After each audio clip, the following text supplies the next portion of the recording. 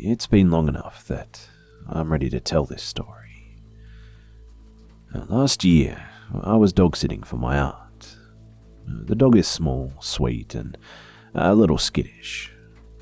I had work most of the week, so I was just living in the house for the time being. It's a nice house.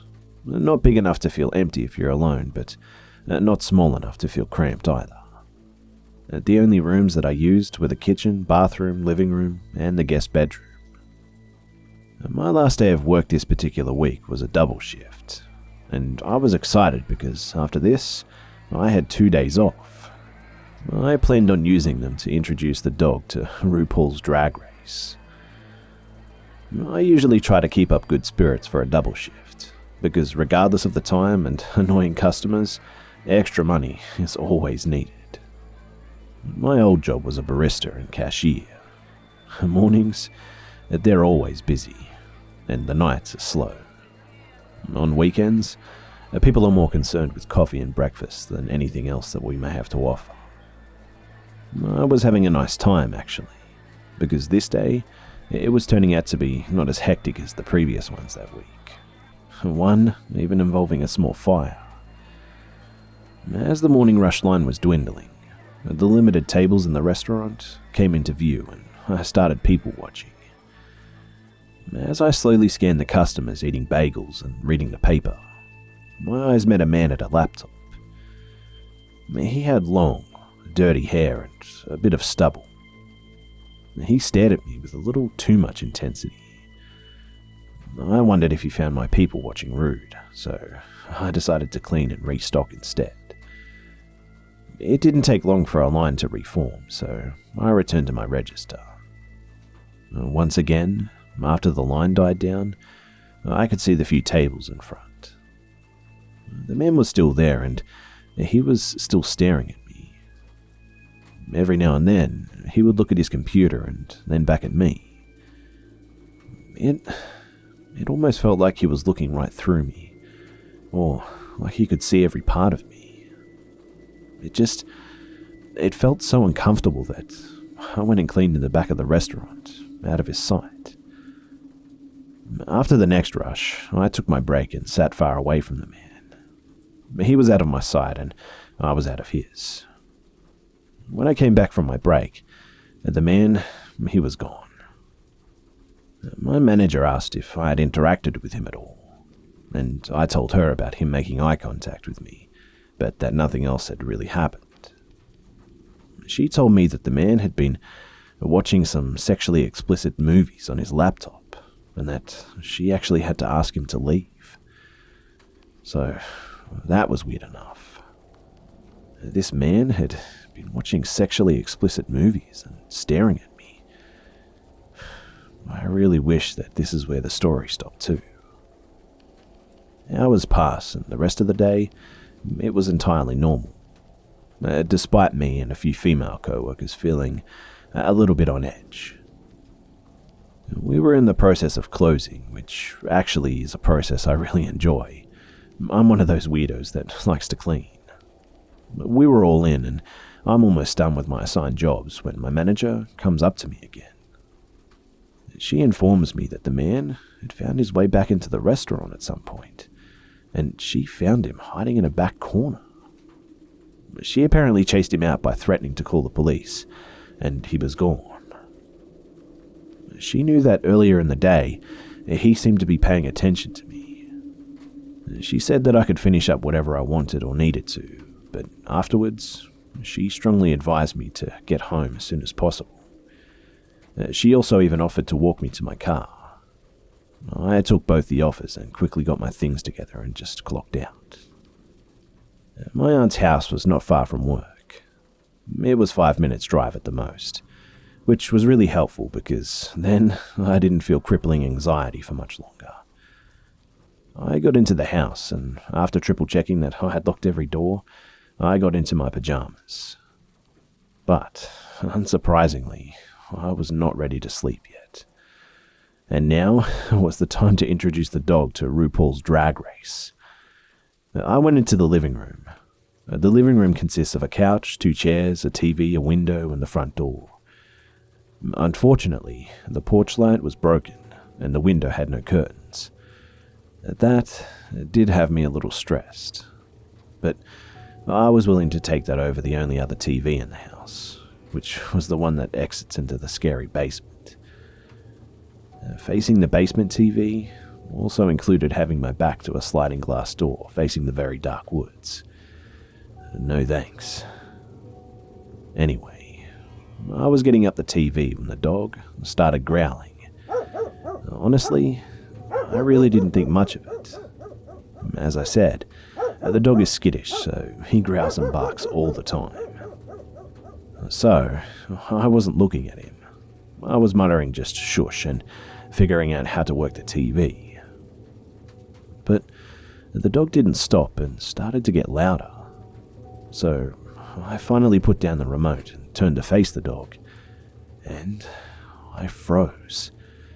The dog was barking at the window, and there, outside, was an outline of a man at the window. It was the exact same build as the one at the restaurant. Well, I screamed, and luckily, that was enough for the man to run away from the window. I just stood there, frozen for a while. The dog had calmed down, but I hardly felt safe. So I went into the kitchen, grabbed the knife, and did what any responsible adult would do. I called my mum. She didn't advise calling the police. She never does. And instead, came and spent the night with me. I also told my aunt, and I spent the rest of my time dog sitting, clutching the knife anytime I slept or took a shower. My aunt also gave me permission to have one friend stay with me every night. And nothing else ever happened after that. I never even saw the guy come into work again. You know, a part of me wishes that I knew who he was or where he went, or what he even wanted with me. I'm glad that he was a coward and that all it took to scare him off was my scream and an extra small dog. But the whole thing seemed opportunistic, and I wonder what would have happened if I hadn't have turned around.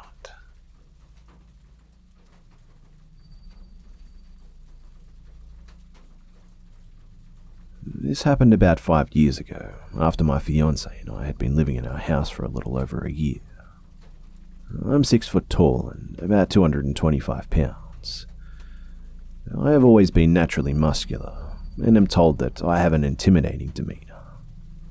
My fiancée is 5'2", weighs about 130 pounds, a tiny little thing.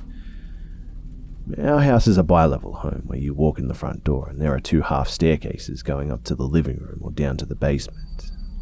The only access to our backyard is through the sliding glass door in the upstairs living room and down the stairs from our deck. During this time, I partied a lot. Way more than I should have, in fact. I was between jobs, and it was towards the end of the holidays, so my interest in finding a new job wasn't quite what it should have been. Many of these nights I was out partying. I would end up crashing with a friend, which meant that my fiancée spent many nights alone with our 3 dogs. I had a serious problem with substance abuse, mostly alcohol, and I'm sad to say that I was letting it get the better of me. Fast forward a couple of months, and I had just found a new job that had random drug and alcohol tests. A godsend in hindsight. I had been sober all of 2 days and had begun repairing my relationship with my fiancée when she told me how glad she was that I was sleeping at home again. I thought nothing of it and kissed her on the head and told her that I was too and that I loved her. Later that night, my fiancée and we were watching TV downstairs when I thought that I heard something move in our backyard, and the dogs heard it too. But I dismissed it because they just perked up their ears but didn't seem too alarmed. A moment later, and I hear the noise again, and my fiancée very quickly mutes the TV and gives me a nervous look. Did you hear that?" she asked, looking really uncomfortable. I told her it's probably just a few of the neighborhood cats playing in our bushes, as there are quite a few outdoors cats living in the area. But she shook her head and began insisting that this wasn't the case. Before I could even ask her what made her so sure, I hear our sliding glass door upstairs fly open. All three of my Great Danes and myself are on our feet in an instant. The dogs let out the most ferocious sounding barks that I've ever heard and tore ass up the stairs with me right behind them. As I'm rounding the first set of stairs and the dogs are reaching the top of the second set, I see the sliding glass door slam close and the silhouette of a man running away. I get to the door and fling it open, and the dogs shove me out of the way to chase after this would-be intruder. I grab my flashlight, one of those big 4D cell mag lights that cops carry, and run out into the yard. I had just made it down to the deck stairs when I see the dogs freaking out at the back fence. I sprint over and jump the fence, just in time to see the man reaching the opposite fence and trying to get over it. He was covered head to toe in black clothing, a thick black hoodie with the hood pulled tight to conceal his face, and jet black cargo pants. Without any regard for my personal safety, I charge the man and just barely miss getting a hold of him as he makes it over the fence. Once more, I follow him over and come around the front of my neighbor's house, just in time to see him hop into an old beaten-up pickup and speed off. I watch for a moment as he tears out of the neighborhood and disappears into the night. I run back home as fast as I can to check on my fiancée and make sure she's okay. When I walked into the house, she was sitting in the upstairs living room, surrounded by all three Great Danes and clutching the biggest knife we own. She was obviously visibly shaken, but ultimately, she's a very strong woman, and she told me that she was ready in case I got into trouble. After calling the cops, giving statements, and triple-checking to make sure every door and window in the house was locked up tight, we decided to watch another movie, as neither of us were tired after the adrenaline rush that we had just been through. During the movie, I asked her what made her so sure that it wasn't just cats playing in the yard. And what she told me was enough for me to decide that it was time to change my whole life. She said that for about a month now, she'd been hearing strange noises coming from all around the house late at night. She would hear footsteps outside and occasionally what sounded like whispering. When I asked her why she never told anyone, she just shook her head and said that she didn't know. After hearing this, I came to the realization that whoever this man was, he knew that I was never home at night, and that my fiancée essentially was all alone most of the time. Fortunately for us, he somehow missed the fact that we have three Great Danes, and for whatever reason, on this night, he decided not to check and make sure that she was alone again. Since that day, I've been 100% sober from everything. 5 years total as of March 1st, in fact. And I have not left my fiancée alone overnight since then. Our relationship has never been stronger, and our three Great Danes are three of the best dogs anyone could ask for. In the end, this experience changed my life completely, and all for the better.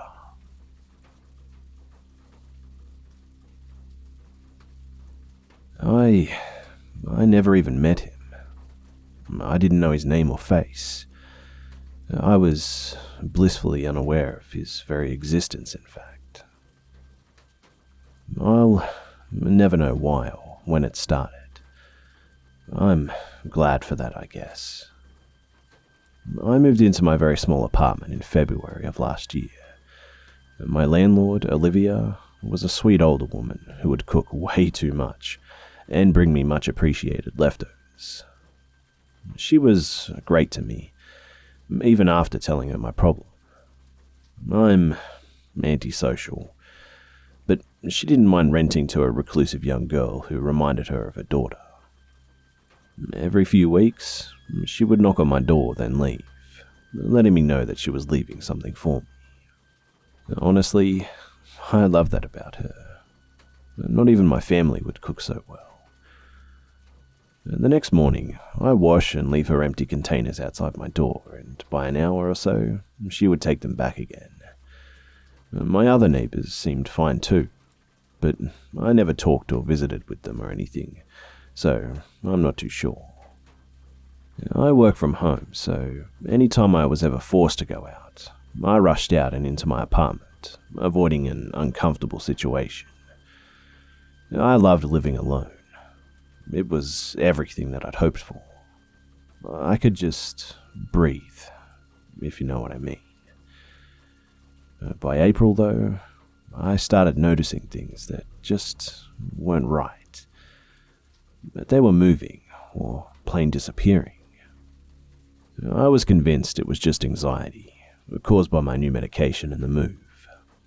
Another side effect was it would make me really drowsy. Since I hated seeing the doctor, I just dealt with all this myself. I took naps during the day now and then and eventually just stopped caring. Until one incident doubled my paranoia.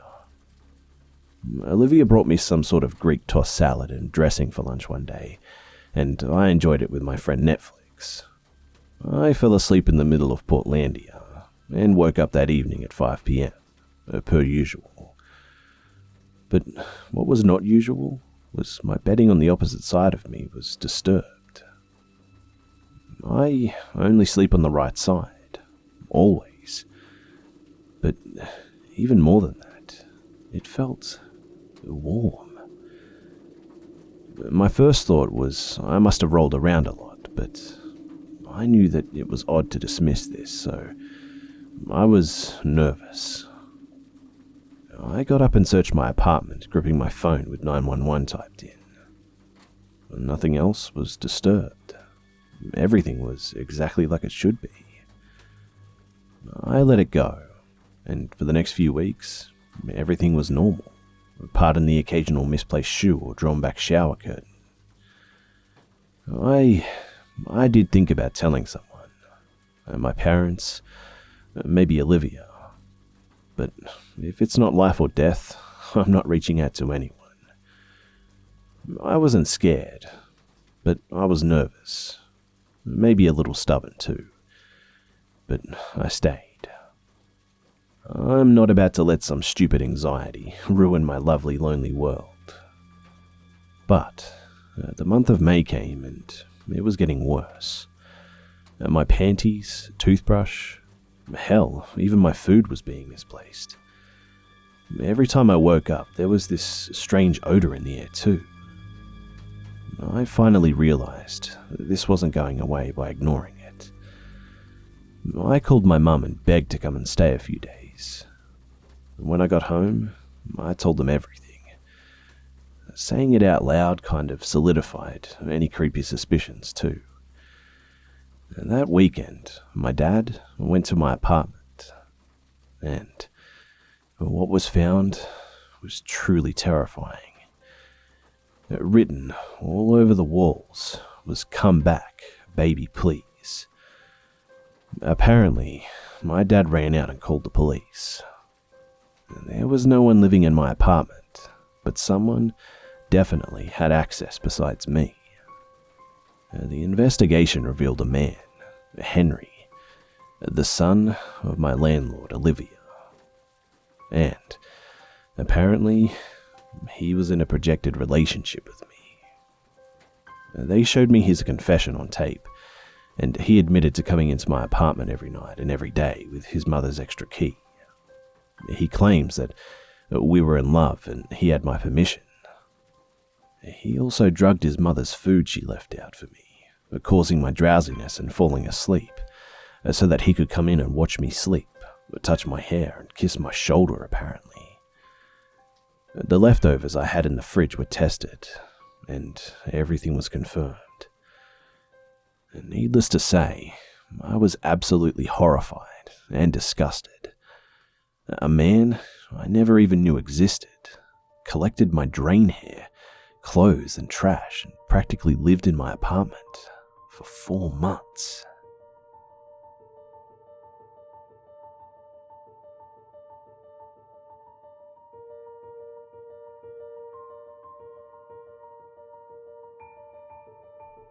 G'day mates, it's Busta here.